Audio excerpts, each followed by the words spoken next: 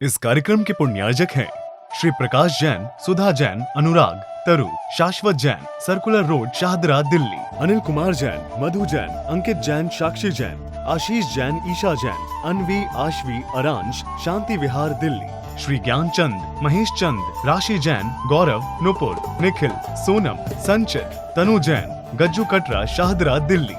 श्री सुरेंद्र कुमार जैन, स्नेहलता जैन, सचिन जैन, मधुलिका जैन, प्रणव जैन, पलवल। श्री सुरेंद्र कुमार जैन, सरला जैन, पुत्र वधु, अंकुर जैन, शिखा जैन, पुत्र वधु, मधुर जैन, कोपल जैन, पौत्री अदिति जैन, सानवी जैन, टियाना जैन, फरीदाबाद। तीन भुवन में सार बीते राग विज्ञानता, शिव स्वरूप शिविकार, नमः त्रियोग समार के। त्रिकालवर्ती पंचपरमेष्ठी भगवंतों को नमन और वंदन करते हुए छेढ़ाला ग्रंथ का स्वाध्याय प्रारंभ करते हैं। आध्यात्मिक कविवर पंडित दौलतराम कवि के द्वारा रचित छेढ़ाला सर्वाधिक पढ़ा जाने वाला महानतम ग्रंथ है। हिंदी भाषा में इससे सरल और कोई ग्रंथ कहते हैं नहीं लिखा गया। छेढ़ाला ग्रंथ में 4 चीज़ों का वर्णन किया गया है। दुख, दुख के कारण, सुख और सुख के कारणों की चर्चा है। प्रथम ढाल में 4 गतियों में दुख ही दुख है। किसी भी गति में शाश्वत सुख नहीं है, सच्चा सुख नहीं है। चारों गतियां दुख में ही हैं। अब चारों गति में कौन कौन से दुख संसारी जीव भोगते हैं, उनका सार गर्भित निरूपण प्रथम ढाल में किया गया। सबसे पहले कविवर ने त्रियंज गति के दुखों का वर्णन किया और त्रियंज गति के दुखों के वर्णन के उपरांत नरक गति के दुखों की चर्चा प्रारंभ हुई है। और नरक गति के दुखों को बताने के लिए कविवर ने 4 छंदों का विशेष यहाँ पर उल्लेख किया है। 10वें छंद में भूमि संबंधी और नदी जन्य दुखों की चर्चा की है। अब 11वें नंबर के छंद में गर्मी सर्दी के दुखों का वर्णन भी है और वृक्ष संबंधी जो दुख हैं उनका वर्णन भी है। और नारकी जी परस्पर में एक दूसरे को दुखी करते रहते हैं, दुख देने में निमित्त होते रहते हैं, इसका वर्णन भी किया जा रहा है। एक एक छंद इतने गहरे हैं, इतने गंभीर रहस्य को खोल करके हमारे सामने बताने का काम करते हैं कि रोंगटे खड़े हो जाते हैं। ये जीव एक बार नहीं अनेकों बार नरकों की यात्रा करके आया है। नरकों के घोर दुखों को उस जीव ने अनंतों बार भोगा है। जब वह जीव निगोश से निकल के आता है तो 2000 सागर के लिए 30 पर्याय को प्राप्त करता है और 30 पर्याय में आकर के 740 सागर तो यह जीव नरक गति के चक्कर लगा करके पूरे करता है और 1260 सागर यह जीव कहते हैं देव गति के चक्कर लगा के पूरे करता है। तो नरकों की यात्रा इस जीव ने अनेकों बार की है। नरकों के दुखों को जीव अनंतों बार भोग के आया है, फिर भी यह जीव संभलता नहीं है, सचेत नहीं होता, सावधान नहीं होता है और उसी राग देश के व्यापार में प्रपंच में उलझ करके ये जीव द्वारा नरकों की यात्रा प्रारंभ करता हुआ देखने में आता है। जो परिग्रह का संचय करने में ही अपनी आन बान शान समझते हैं, जो आरंभवादी क्रियाओं में कहते हैं दिन रात डूबे रहते हैं, संकलेश आदि भावों की पराकाष्ठा जिनके जीवन देखने में आती है, जो लड़ाई झगड़े में ही अपने जीवन को पूरा खो देते हैं, अरे ऐसे जीव कहते नियम से नरगति में जा करके सागरों पर्यंत के दुखों को भोगने के लिए चले जाते हैं। इसलिए जीव को सावधान होना चाहिए, ऐसे परिणाम नहीं करना चाहिए जिन परिणामों से जीव कहते हैं दुर्गति का पात्र बनता हो। अब यहाँ पर बड़ा सुंदर वर्णन 11वें छंद के आधार पर प्रारंभ हो रहा है। सेमर तरुदल ज्योति असी पद, असी ज्यों देह विदारे तत्, मेरु समान लोहे गली जाय, ऐसी शीत उष्णता था। कम शब्दों में दौलत राम कवि ने बहुत सार गर्भित बातें कही हैं। देखिए छंद को एक बार हम पुनः देखते हैं। बोर्ड पर लिखा हुआ है, आप सब लोग सुनते हुए इसको रिपीट करते रहें। सेमर तरुदल जुति असी पद, असी ज्यों देह विदारे तत्, मेरु समान लोए गली जाय, ऐसी शीत उष्णता था। जो महत्वपूर्ण शब्द आए हैं उनका सामान्य अर्थ देखें। सेमर तरु माने सेमर जाति का वृक्ष, कटीला वृक्ष। दल माने पत्ता। असी पत में तलवार की धार के समान पत्ते। विदारे माने फाड़ देते हैं। और मेरु माने होता है सुमेरु पर्वत, सुदर्शन मेरु। अब इस छंद का अर्थ देखें हम जरा। उन नरकों में तलवार की धार के समान पैने पत्ते वाले सेमर जाति के वृक्ष हैं, जो शरीर को तलवार की धार के समान कहते हैं, फाड़ देते हैं। और उन नरकों में इस प्रकार की शीत ठंड और गर्मी उष्णता होती है कि मेरु के समान अर्थात सुदर्शन मेरु पर्वत के बराबर लोहे का गोला गल भी जाता है और पिघल भी जाता है। कभी नारकी विश्राम छाया की चाह से सुमेरु वृक्ष के नीचे आते हैं। सोचते हैं कि भूमि को छूने पर बहुत वेदना होती, चलो यहाँ से निकल चलें। सामने व्याक्रियक नदी बनी होती है, उसमें डुबकी लगाते हैं, शरीर में और अथाह वेदना बढ़ जाती है।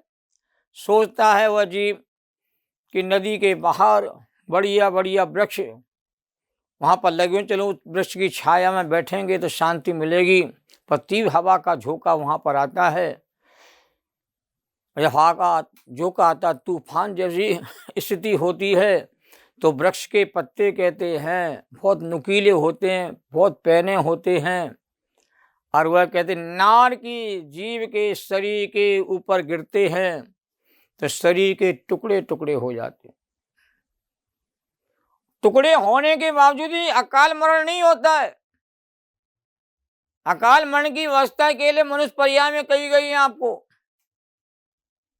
और यहाँ भी मरण तो सभी का स्वयं काल में ही होता है, पर विपरीत निमित्तों के माध्यम से जो मरण होता है उसको व्यवहार में अकाल मरण की संज्ञा दी जाती है। तो जब पैने पत्ते जब गिरते हैं न शरीर के ऊपर, तो वो पत्ते शरीर को चीर देते हैं। पर शरीर पारा की भांति होने के कारण से सारे शरीर के जो हिस्से अलग अलग हो जाते हैं, फिर पुनः जुड़ जाते हैं। परंतु दुख होता कसाय का, अरे मेरा शरीर छिन्न भिन्न हो गया, टुकड़े टुकड़े हो गया। ऐसा मानसिक दुख, कसाय जनित दुख के कारण से वो नार की जीव कहते असहनीय वेदना को कहते भोगते हैं। एक क्षण की शांति भी नार की जीवों को प्राप्त नहीं होती है।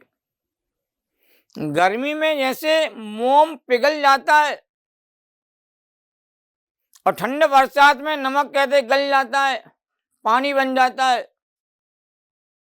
ऐसे नरकों के उष्ण बिलों में यदि मेरु के बराबर लोहे का पिंड डाल दिया जावे तो तल प्रदेश में पहुंचने के पहले ही मोम के समान पिघल करके विलीन हो जाता है। इतनी उष्णता प्रथम नरक से लेकर के 5वें नरक तक कहते कही गई है।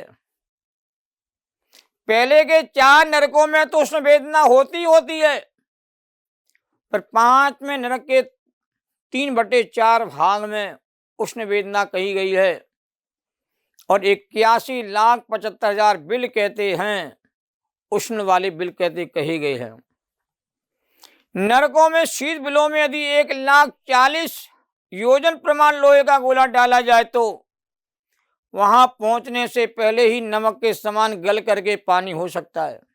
इतनी शीत कहते हैं कही जाती है। यहाँ तो 50 का टेम्परेचर गर्म कहा जावे तो हाहाकार मच जाता है, 55 का टेम्परेचर ना तो हाहाकार मच जाता है।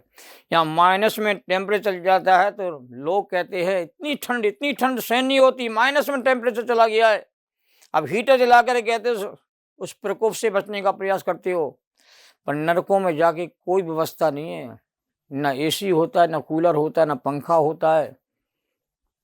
आपको गर्मी बर्दाश्त करनी पड़ती है। और वहाँ का टेम्परेचर कैसा है कि 1,00,000 योजन विस्तार वाला कहते मेरू पर्वत कहाँ गया है। ये जो मेरू पर्वत है जम्बू द्वीप के मध्य में है, विदेश क्षेत्र के अंतर्गत है, और 1,00,000 योजन विस्तार वाला ऊंचाई कही गई है। और 1,000 योजन कहते हैं उसकी नीचे नींव होती है। मैंने संक्षेप में लिखा है कि मेरू पर्वत जम्बू द्वीप के मध्य प्रदेश क्षेत्र में स्थित है, और 1,000 योजन कहते हैं उसकी नींव होती है नीचे। क्या होता है 1,000 योजन नींव? और 99,000 कहते हैं ऊंचा होता है सुमेरु पर्वत, और 40 योजन उसकी कहते हैं चूलिका, उसकी चोटी होती है। तो यहाँ कवि ने कल्पना करके देखी है और यथार्थ कल्पना की है। कल्पना कहते असत नहीं है, सत ही है। कितना बड़ा लोहे का गोला 1,00,000 योजन से अधिक विस्तार वाला कहते हैं ऐसा लोहे का बड़ा पिंड हो, वह कहते हैं लोहे का पिंड कहते गल भी जाता है, पिघल भी जाता है। या कितनी भी गर्मी क्यों ना हो, आदमी पिघलता नहीं है भाई साहब, आदमी गलता नहीं है, बर्दाश्त कर लेता है, सहन कर लेता है।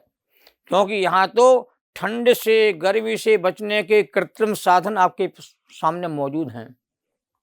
पर कभी कभी बिजली धोखा दे जाती है तो आपको गर्मी बर्दाश्त करना पड़ती है, अंदर बाहर घूमते रहते हो आप, और कहते हैं गर्मी आपसे सहन नहीं होती है तो आप चक्कर लगाते पार्क के।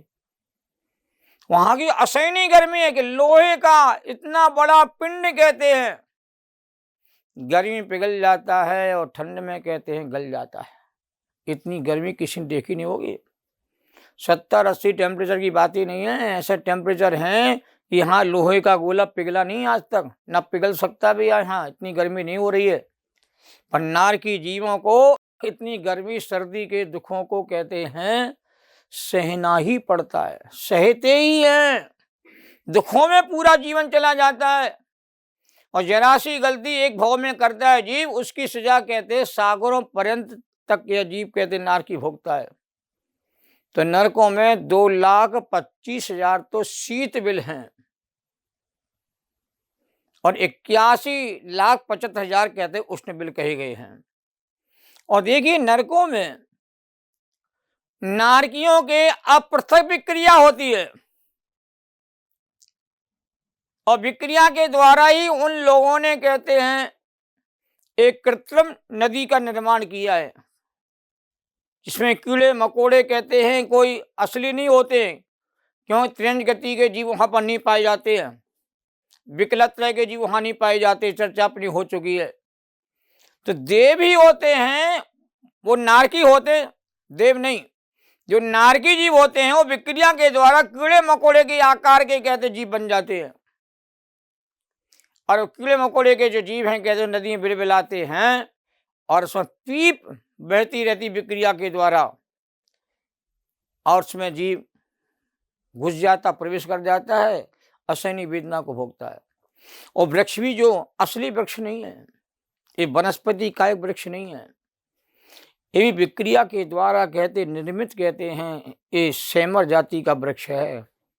इसके पत्ते भी सारे विक्रियक ही हैं, और एक दूसरे को यह पीड़ा देते रहते हैं।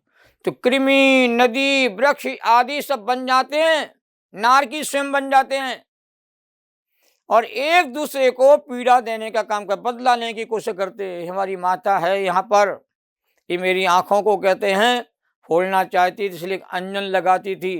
अब माना तो अपने बेटे के आंख में अंजन लगाया, काजल लगाया है, परंतु वो वहाँ उल्टे अवधि ज्ञान के प्रयोग के माध्यम से और नारकी सोचता है, ये माता कहते हैं मेरी आंख फोड़ना चाहती थी। माँ गरम गरम कहते हैं शीतकाल में अपने बेटे को गरम दूध पिलाती है, केसर का दूध पिलाती है, तो वह उल्टे अवधि ज्ञान के माध्यम से, विपरीत अवधि ज्ञान के प्रयोग के माध्यम समझता है कि माता कहते मेरे को कहते हैं विष पिला रही थी, क्योंकि देवों को अवधि ज्ञान होता है और खोटा अवधि ज्ञान होता है। अवधि ज्ञान के दो रूप होते हैं, एक सु अवधि ज्ञान, एक कु अवधि ज्ञान। सम्यक दृष्टि जीवों को जो अवधि ज्ञान होता है वो सु अवधि ज्ञान कहलाता है और मिथ्या दृष्टि जीवों को जो अवधि ज्ञान होता है वो कु अवधि ज्ञान कहलाता है। पुराने भाव की बातों को वह जानते हैं, वह उल्टे रूप में जानते हैं। तो माता के प्रति कसाय का भाव पैदा होता है, तो माता को देखकर उनका बैर भाव जाग जाता है और कसाय के युद्ध में कहते हैं वो कूद पड़ते हैं। भाई बेटा इन सबके बैर विरोध कहते हैं वहां पर जाग जाते हैं और आपस में कहते हैं मार काट चालू हो जाती है। नाना प्रकार की यातना कहते हैं नार के जीव एक दूसरे को विक्रिया के माध्यम से देते रहते हैं। नरकों में कोई सुख नहीं रहता है और पूर्व भाव का कहते हैं उन्हें ज्ञान हो जाता है तो और ज्यादा वेदना उनकी कहते काम करती भड़कती है और कसाय तो उनके भीतर भरी हुई है और क्रोध कसाय की प्रमुखता नरगति में सबसे ज्यादा होती है।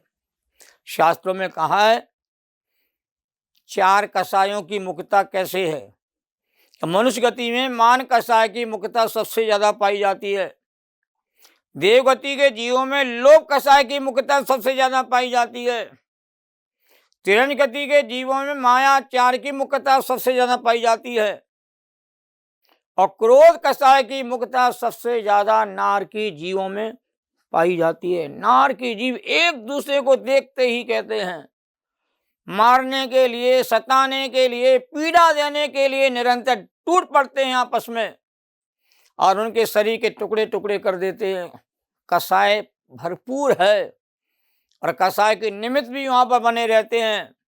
तो कसाय में जीव ऐसा कहते फंस जाता है कि वह किसी के अस्तित्व को जिंदा नहीं रखना चाहता है और मार काट करके ही उसमें कहते सुख की कल्पना करता है, परंतु उसका दुख कहते हैं मार काट से तो बढ़ ही जाएगा, घटेगा कैसे।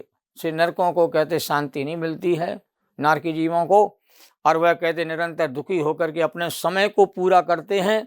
पर वहाँ नरकों में सम्यक दृष्टि जीव भी पाए जाते हैं, वो सम्यक को धारण भी कर लेते हैं और सम्यक के प्रभाव से वो नार की जीव कहते हैं समता भाव धारण करने का प्रयास करते हैं। वह लड़ते भी हैं सम्यक दृष्टि जीव पर अधिक नहीं लड़ते हैं। ये चर्चा बड़ी मार्मिक है, इस चर्चा को हम थोड़ा और आगे बढ़ाने का प्रयास करेंगे। जैनम जैतु शासनम और अगला जो छंद आने वाला है 12वां छंद, उसकी चर्चा हम कल आपके सामने करेंगे। सहजानंदी शोध स्वरूपी अविनाशी में आत्मस्वरूप ज्ञानानंदी पूर्ण निराकुल सदा प्रकाशित चेतन रूप, सदा प्रकाशित चेतन रूप।